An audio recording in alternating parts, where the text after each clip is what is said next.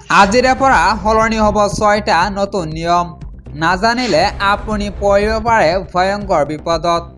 Bank একাউণ্টৰ লগতে সলনি হ'ব গেছৰ দাম আৰু ফাষ্টেগৰ নিয়ম।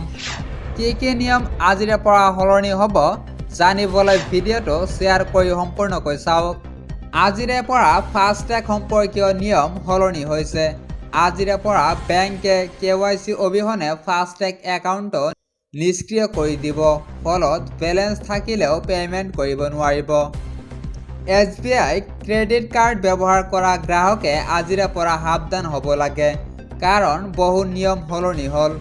আজিৰে পৰা SBI ক্ৰেডিট কাৰ্ডৰ জৰিয়তে ভাড়া পৰিশোধ কৰিলে কোনো ধৰণৰ বোনাছ পইণ্ট লাভ নকৰিব। এই নিয়ম ১ এপ্ৰিলৰ পৰা কিছুমান ক্ৰেডিট কাৰ্ডৰ বাবে প্ৰযোজ্য, আনহাতে কিছুমানৰ বাবে ১৫ এপ্ৰিলৰ পৰাহে প্ৰযোজ্য হ'ব। প্ৰতি মাহৰ প্ৰথম দিনাই LPG চিলিণ্ডাৰৰ নতুন মূল্য নিৰ্ধাৰণ কৰা হয়। সাধাৰণতে LPGৰ নতুন মূল্য ১ এপ্ৰিলত নিৰ্ধাৰণ কৰা হ'ব। আজিৰে পৰা ১৯ কেজি আৰু ৫ কেজি ওজনৰ চিলিণ্ডাৰৰ মূল্য হ্ৰাস পালে।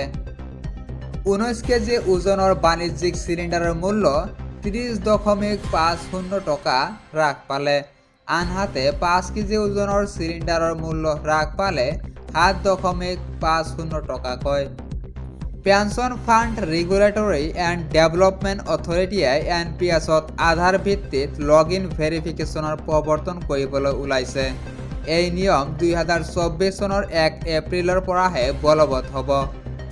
অলা মানিয়ে ঘোষণা কৰিছে যে ২০২৪ চনৰ ১ এপ্ৰিলৰ পৰা ফুল ন' ইয়ৰ কাষ্টমাৰ ৱালেটৰ পৰা সৰু প্ৰিপেইড ইনষ্ট্ৰুমেণ্ট ৱালেটলৈ সলনি হ'ব। গ্ৰাহকে সময় আৰু ধন ৰাহি কৰিব।